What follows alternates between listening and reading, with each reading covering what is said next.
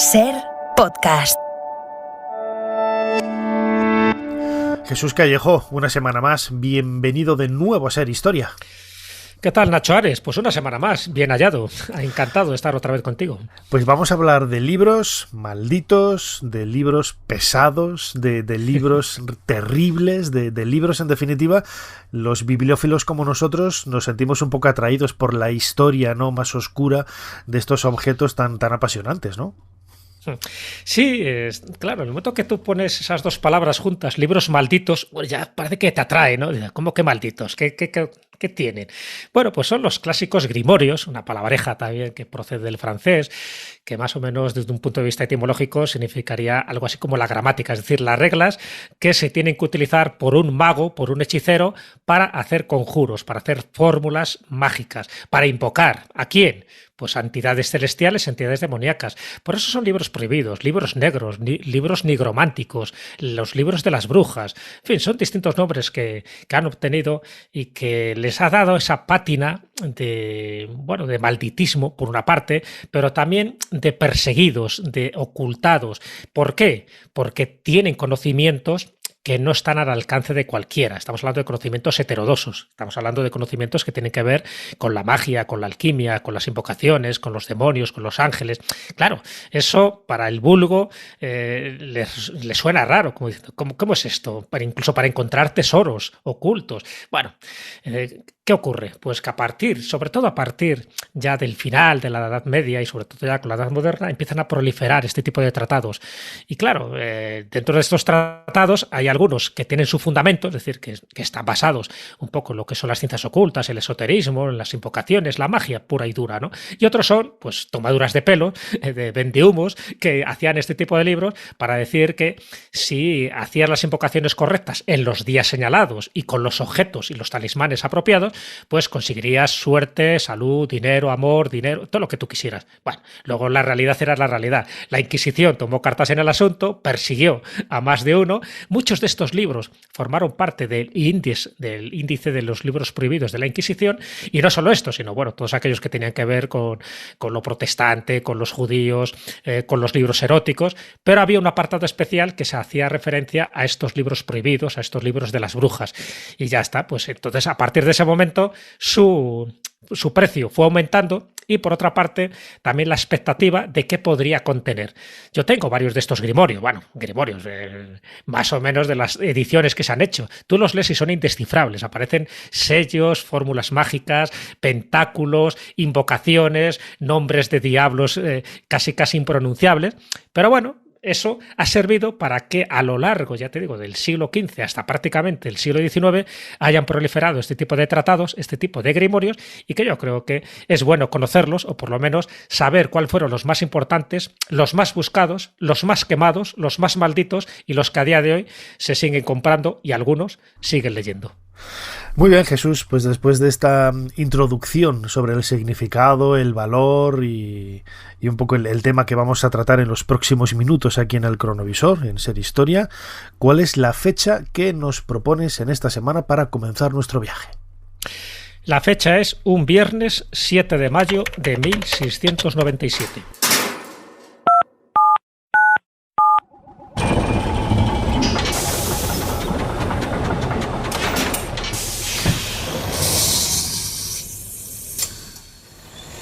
Adelante, pasen. Jesús Callejo les está esperando junto al cronovisor.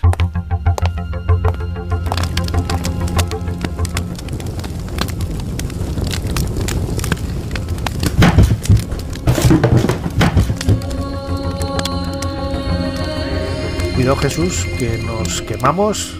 Me has traído a un lugar peligroso. Mira que muchas veces me llevas al lecho donde está falleciendo alguien, que al final eso es lo más tranquilo, pero aquí rodeados de llamas, porque sabemos que no nos va a pasar nada. Pero ¿dónde me has traído?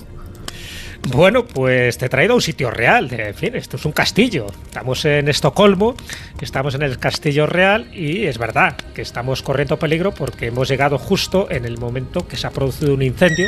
Oye, cuidado, espera. Pero que si nos da en la cabeza. Y a ese hombre le ha dado ahí un... Dios mío.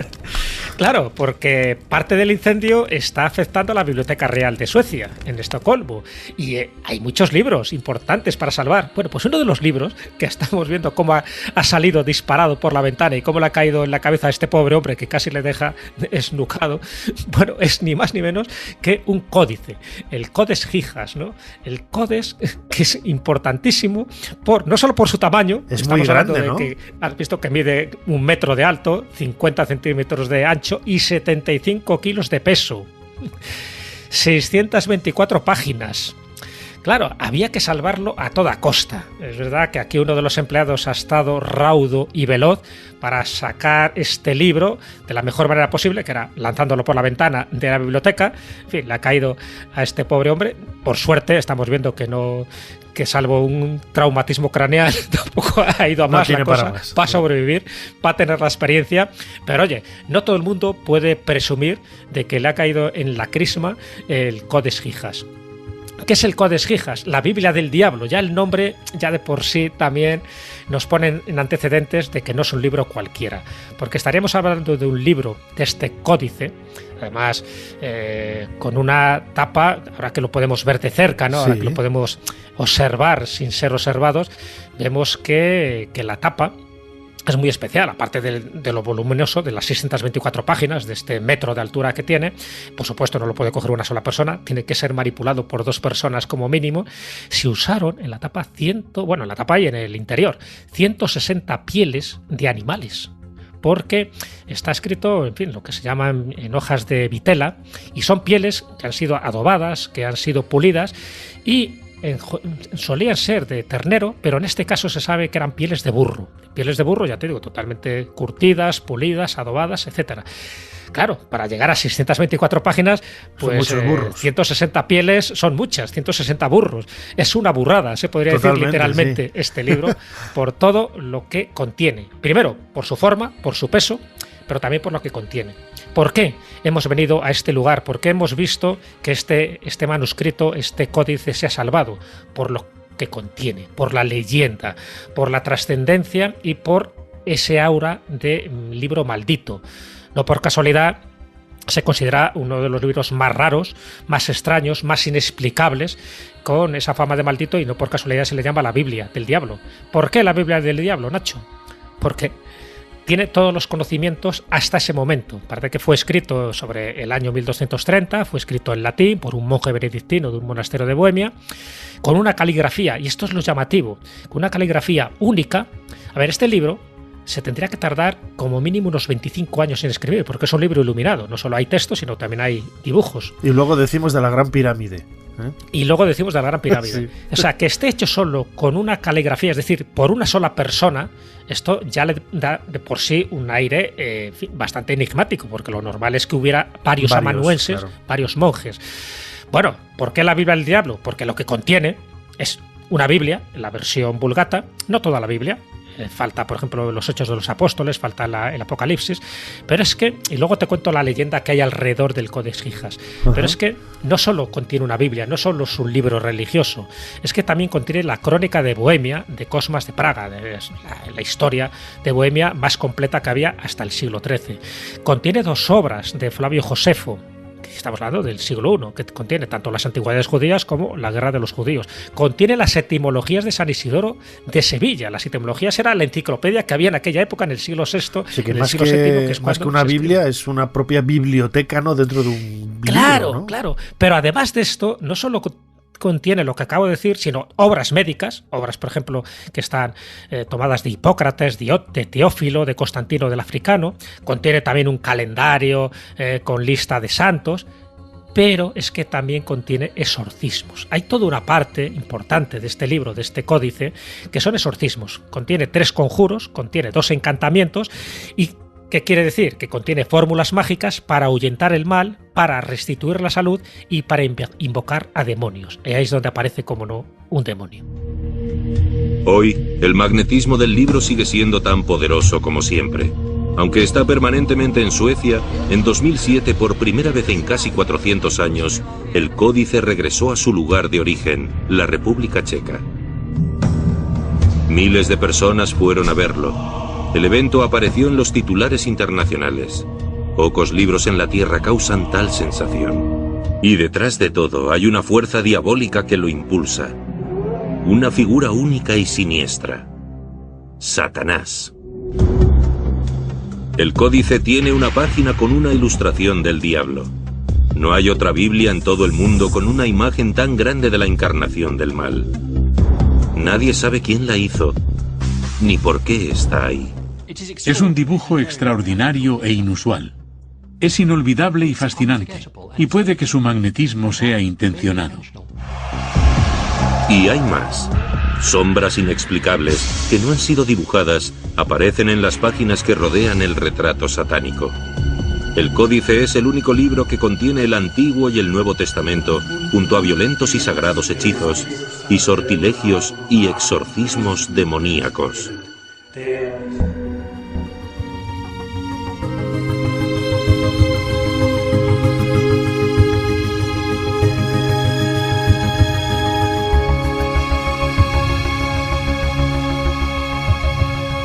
Lo decías ahora, Jesús Callejo, aparece un demonio en este Codex Gigas, el libro grande, ¿no? Es la traducción que podríamos hacer del latín. Lo hemos escuchado en un fragmento de un documental, el Codex Gigas, la Biblia del Diablo. Precisamente es un libro que yo conocía desde niño, ¿no? Por la ilustración tan universalmente conocida de ese demonio con garras, con las patas abiertas, con esa cara, parece que está enfrentándose a todo, ¿no? Como si estuviera lanzando sus afrentas a cualquier persona que intente acercarse. Era una ilustración muy recurrente, ¿no? En los libros antiguos, ¿te acuerdas, no, Jesús? En la enciclopedia de lo inexplicado, en cualquier libro que te acercabas sobre la historia del demonio, ahí aparecía la imagen de este diablo del Codex Gigas, que es quizá uno de los iconos, ¿no? de la historia de la literatura maldita. Sí, llama mucho la atención. Claro, primero por el tamaño. Estamos hablando, ya te digo, de un libro de 97 centímetros de alto. Entonces, y es una página completa. Que aparezca una representación del demonio de este tamaño, con estas características, con estos detalles. Además, bueno, pues tiene una expresión no muy diabólica, más bien de cachondeo. O sea, si tú miras un poco su expresión, es un poco como riéndose un poco del espectador, del lector que ha abierto esa página y dices, bueno, ¿qué rayos pinta aquí un demonio? Es verdad que hay otra página que se representa lo que sería la Jerusalén celeste, ¿no? El reino de los cielos, y además sería como una página contrapuesta y justo en la zona que te he comentado antes, justo en la zona de los exorcismos. Es decir, no está el demonio en cualquier lugar, no aparece precisamente en el texto relativo a la Biblia, sino en los exorcismos, en estos conjuros, en estos encantamientos que aparecen recogidos. Claro, aquí tenemos que remitirnos a la leyenda, y te cuento la leyenda porque yo creo que es muy importante saberla para explicar y justificar el por qué este Codex Gigas o el libro grande, como tú dices, porque Gigas lo que significa es gigante, por qué ha llegado hasta nosotros. Por suerte ha llegado hasta nosotros, por suerte se puede ver en la colección de la Real Biblioteca Nacional de Estocolmo, y solo ha salido en pocas ocasiones, como se decía en este corte. Bueno, pues hay una leyenda. Esta leyenda es muy significativa por lo que te he dicho antes, porque parece que está escrito por una sola persona. La leyenda dice que un monje, estamos hablando del siglo XIII, que es cuando se confecciona este códice, fue condenado al parecer porque, bueno, fue condenado a una de las penas más atroces que se podía condenar a alguien, que era emparedarle vivo, ¿sabes? ¿Por qué le vas a emparedar vivo a este monje? Porque había pecado, parece ser que un crimen de naturaleza sexual, entonces estaba muy mal visto por entonces, y dices, bueno, venga, pues ala, te emparedamos ahí y ya te morirás de asco. Pero él hace un pacto, él, como ve que su fin es inminente, hace un pacto al tribunal. Dice, a ver, para condonar la pena de muerte, él se compromete a hacer en una sola noche un libro que contenga todo el conocimiento habido y por haber, ortodoxo y heterodoxo, hasta aquel momento. Claro, los dice, bueno, pues vale, si no lo vas a hacer, así que venga, te dejamos en la celda, te dejamos papel ahí de vitela y ala, venga, hazlo. Él no lo puede hacer, invoca al diablo. El diablo se le presenta en la celda y el diablo dice, vaya, no te preocupes, venga, yo te escribo este libro en una sola noche. A cambio, solo te pido dos cosas. Primero, que me vendas tu alma. Dice, bueno, vale, ya total. Y que aparezca mi imagen, mi figura en el libro. Dice, vale. Y efectivamente, durante toda esa noche se produce este hecho sobrenatural de que estas 624 páginas, bueno, 624 páginas que han llegado a nosotros. Había más. Hay páginas que han desaparecido misteriosamente. Ajá. Algunas fruto del incendio este que hemos presenciado, por la ventana, y otras porque las han arrancado. Las han arrancado por lo peligrosas que podrían ser. Bueno, el hecho es que Al día siguiente se encuentra con este libro, con el Codex Gigas, y al final, pues claro, dices, ¿quién es el que ha podido ser el autor de este libro? Bueno, pues justo al final del códice hay una confesión de un clérigo que está arrepentido de sus pecados, y además también se menciona en otro de esos pasajes un nombre, Germán el Recluso. Entonces se piensa que posiblemente el amanuense, este monje benedictino, fuera este Germán el Recluso, que fruto de sus pecados y, en fin, para expiar pues todas las fechorías que él pudo haber hecho en su vida, pues creó este libro. Evidentemente no en una sola noche, pero sí la leyenda hace que, como solo es un autor el que lo ha podido transcribir, se le atribuya a la intervención directa del diablo. Fíjate que escuchándote, Jesús, y hablando de la persecución de la Iglesia, de estos libros que parecían presentar problemas, obstáculos, afrentas a la extensión de ese cristianismo más ortodoxo, me viene a la mente, ¿no? Claro, los libros presentaban unos peligros como hoy podría ser, que hoy podríamos entender casi las redes sociales, ¿no? Que hay algunos países que intentan bloquear las redes sociales porque son una forma de dar a conocer una serie de ideas, de libertad, etcétera, ¿no? Sin embargo, por ejemplo, el famoso cuadro de Berruguete, ¿no? En el que aparece esa quema de libros, es una proyección de algo real. Hoy nos cuesta creer, ¿no? Los nazis lo hicieron en la Segunda Guerra Mundial, pero la quema de libros, y precisamente de estos libros supuestamente peligrosos, es algo que ha marcado la historia del ser humano. Sí, lo ha marcado. Técnicamente se llamaría un bibliocausto, ¿no? Eso, la quema deliberada de bibliotecas, como la de Alejandría, como la de Constantinopla, como la de Córdoba, por ejemplo, que bueno, no solo son auténticas barbaridades contra el patrimonio cultural de un pueblo, de una cultura, de una civilización, sino que además nos priva de ese conocimiento del pasado, y es lo que hace que luego pues tengamos que recurrir a teorías, a hipótesis, porque nos faltan los documentos. Fíjate, si ahora tuviéramos toda la información, todos los manuscritos, todos los códices, todos los pergaminos que se quemaron en la biblioteca de Alejandría, pues a lo mejor no tendríamos que especular tanto sobre Egipto o sobre qué pasó en Babilonia o en Sumeria, sino que ya tendríamos los testimonios escritos, pero todo se desaparece. Claro, cuando desaparece hay dos razones. Una puede ser por un incendio accidental, que los ha habido, pero otras veces es un incendio provocado. ¿Provocado para qué? Ya sabes que una forma también de invadir a un pueblo es también eliminar sus iconos, sus referencias culturales. Por eso también cuando un pueblo invadía a otro, atacaban también sus ídolos, sus imágenes religiosas, pero también atacaban sus libros, su cultura, porque había que hacer como tabula rasa.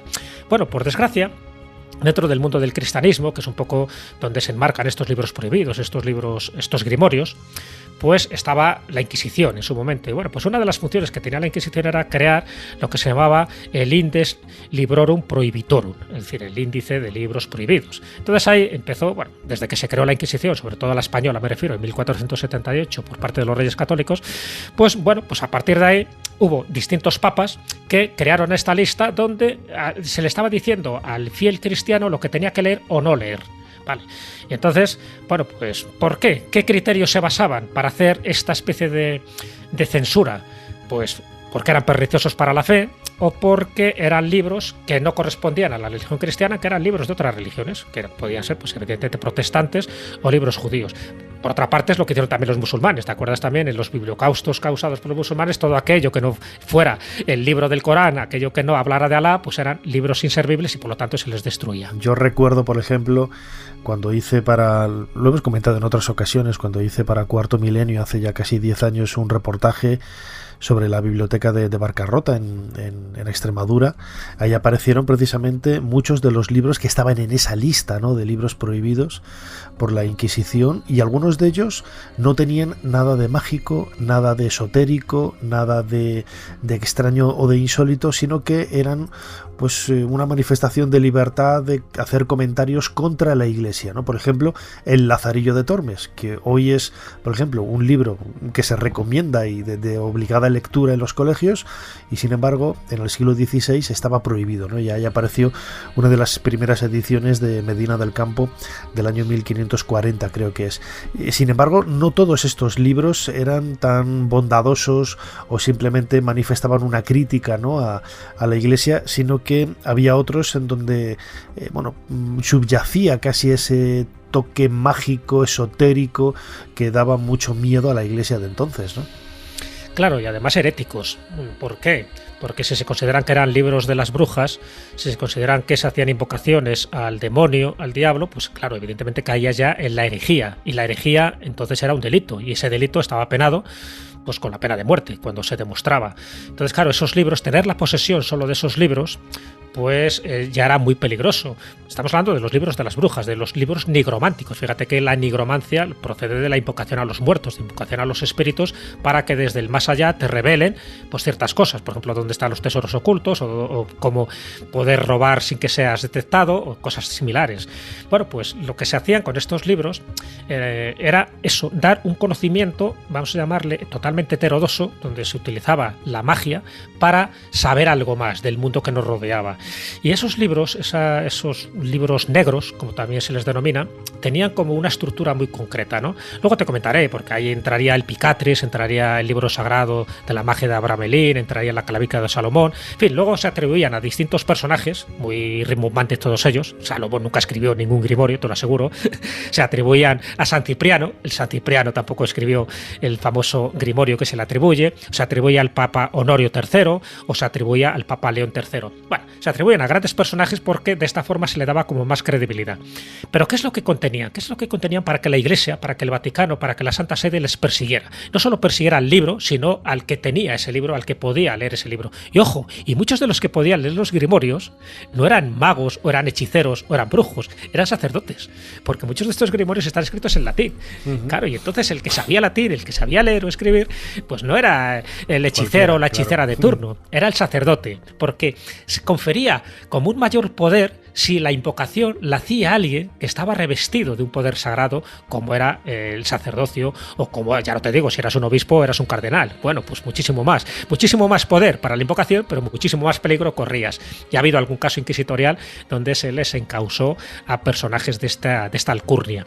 Bueno, pues, ¿qué es lo que contenían? Básicamente, lo que se contenían eran pactos. O sea, el que leía un libro de estos, tú hacías un pacto. Siempre los pactos son peligrosísimos, es lo que hacía que una hechicera se convirtiera en bruja, cuando había un pacto expreso o implícito.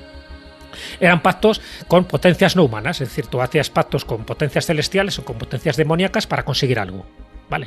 ¿Qué se conseguía? Bueno, pues lo primero que tenías que hacer era, en general tenían 3 partes estos grimorios, y luego si quieres te comento alguno más en detalle, pero básicamente todos tenían como una estructura parecida. 3 partes. La primera parte era los elementos que tienes que tener un mago, ¿no? Para poder hacer estas invocaciones, los instrumentos, las herramientas. ¿Cuál podía ser? Pues cosas muchas veces inencontrables, como podía ser para hacer los rituales mágicos, como podía ser metales preciosos, restos humanos orgánicos y algunos asquerosos, ¿no? Porque tenían que utilizar semen, sangre y cosas similares. ¡Buah! Y a veces partes de animales que podían ser reales o podían ser imaginarias. Imagínate, la parte de un dragón. Bueno, pues búscate un dragón, claro, o búscate el cuerno de un unicornio para hacer estos rituales. Con lo cual ya te pone un poco en aviso de que cuidado, que estos libros eran más para engañabobos que para otra cosa. La segunda parte se centraba en la composición de los llamados círculos mágicos o los pentáculos, es decir, los círculos en los que se tenía que proteger el mago para que no les pasara nada. Porque claro, si estás invocando, imagínate, a las fuerzas infernales, cuidadín, pues si te presenta por ahí Lucifer o Belcebú y a lo mejor te prepara una buena. Entonces tú te metías en un círculo, en un pentáculo y ya estabas protegido, supuestamente. Y el tercero, que era el más interesante, era el rito. Es decir, había que hacer esas recetas mágicas para conseguir algo. Y entonces, claro, los ritos son invocaciones, muchas veces con frases tipo abracadabra, pero vamos, que eran incoherentes y a veces extravagantes y que no había forma de pronunciarlas. Y además las tienes que pronunciar en un momento determinado, en una fase lunar concreta. Como nunca funcionaba, pues al final el que te había vendido el manuscrito te dice, claro, es que no lo has hecho bien, es que no has dicho las frases correctas. Hay que no esperar las has hecho en la fase otra de la luna llena, correcta, ¿no? Claro. Claro, entonces dice, pues devuélveme el dinero. Y dice, sí, que te lo devuelve tu padre. Sí. En fin, muchos... Pero también eso le daba fama de libros malditos, de libros perseguidos, porque en algunos casos, pues hombre, no dejaba de ser invocaciones al diablo. Hacer invocaciones al diablo en la época de la Inquisición era muy peligroso. Que ya consiguieras o no consiguieras resultados, allá tú. Pero es que muchos de ellos, como el libro de San Cipriano, que es el más nuestro, el Ciprianillo, que se dio mucho sobre todo en Galicia y en Portugal, hay toda una parte del libro de San Cipriano que era para buscar tesoros ocultos. Entonces, claro, ya era rentable pagar, en fin, el dinero que fuera si conseguías algún tesoro oculto. Y había hasta 72 ubicaciones o localidades donde te decían que podías encontrar el tesoro. Pero claro, con con descripciones muy ambiguas, ¿no? Imagínate, pues yo que sé, a la sombra del roble del equinoccio de primavera, pues debajo de la piedra que está orientada al sureste, pues no había forma de encontrar ni la piedra, ni el roble, ni nada, ¿no? Pero sí que servían un poco para aquel como manual de buscadores de tesoros que querían hacer una fortuna rápida y fugaz. Al final pasó lo que pasaba, ni conseguían la fortuna y normalmente acababan con sus huesos en la cárcel. El hombre siempre ha intentado codificar secretos. Comunicaciones militares, cartas de amor, conocimientos prohibidos. Antes o después, la mayoría de los textos secretos han sido descodificados. Pero entre todos los escritos crípticos de la historia destaca uno. Este texto ha desafiado durante siglos todos los intentos de desvelar su secreto. El manuscrito Voynich. Es el libro más misterioso del mundo. Escrito por un autor desconocido en un alfabeto absolutamente singular e ilustrado con imágenes enigmáticas. ¿Cuál es el secreto oculto entre sus líneas? Desconcertados, los criptógrafos se rindieron. Es el único código que fueron incapaces de desentrañar. Durante décadas se han suscitado preguntas sobre este manuscrito de 200 páginas con inexplicables símbolos.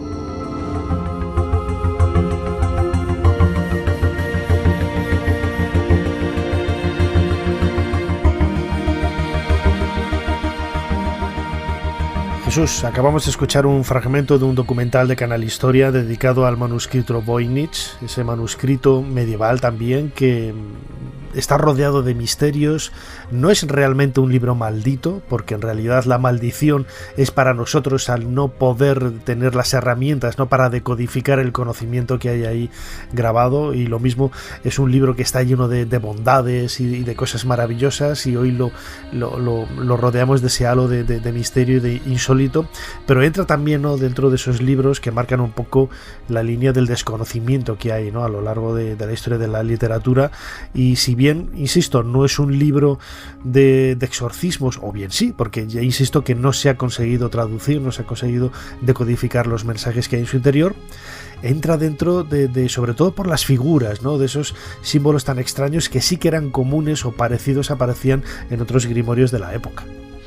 Claro, esto es lo interesante del manuscrito Voynich, que a día de hoy no se ha descifrado, no sabemos su contenido. Entonces, todo tipo de especulaciones son factibles, desde que es un tratado de astronomía o de botánica, porque sabes que muchas de esas representaciones corresponden a plantas, bueno, plantas desconocidas, algunos dicen que son plantas de otro mundo, en fin, y otros dicen que, bueno, pues que puede ser, pues eso, una especie de manual de invocaciones o una broma.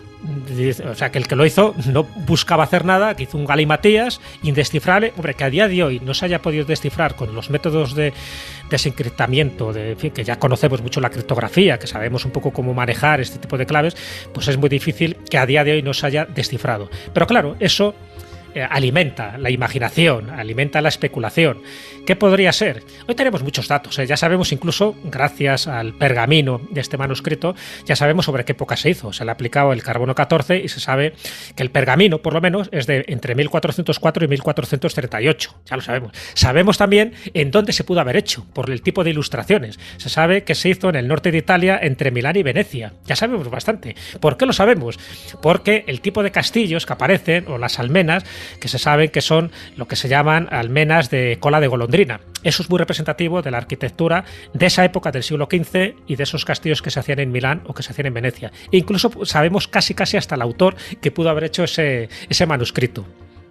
Que eso ya es la leche, pero bueno, puede ser verdad que por ahí vayan los tiros, o por lo menos es la que yo creo que es más factible. El autor sería ni más ni menos que Antonio Averlino, Filarete se le llamaba, que era un escultor, un arquitecto, alguien que conocía muy bien los códigos y los anagramas y que pudo haber hecho esta especie de, pues no sé, de divertimento para ver qué pasaba. Entonces, ¿dónde se la ha pillado? Porque muchas de las cosas que aparecen ahí son especialidades que hacía este arquitecto, ¿no? Filarete, sistemas de cañería de agua, la fortaleza de la ciudad por ejemplo, que construyó para los Sforza, pues tiene una similitud muy sospechosa, cosas de este tipo.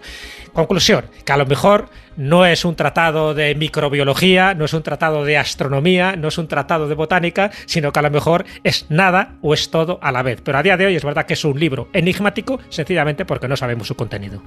Y es lo que le convierte en algo realmente espectacular, ¿no? Porque todo lo que rodea a un libro siempre está marcado por ese halo de misterio, ¿no? Bien porque puedas decodificarlo y una vez que lo hayas podido leer, hayas sabido interpretar lo que ahí aparecía. Era un poco el tema que queríamos compartir en este cronovisor de Ser Historia, esos grimorios y libros malditos. Empezábamos con ese viaje a Estocolmo, al Castillo Real de Estocolmo en 1697.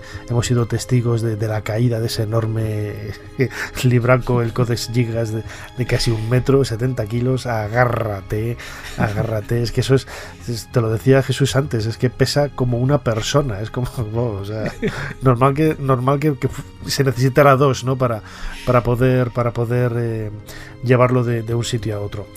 Pues muy bien, Jesús Callejo, como siempre, crononauta, muchísimas gracias una vez más por habernos ayudado a hacer un poquito más de historia. Pues nada, Nacho, muchísimas gracias a ti, porque bueno, siempre hay que dar luz al conocimiento y ya sabes que la oscuridad significa ignorancia. Y estos libros lo que intentaban era eliminar la oscuridad. ¿A qué precio?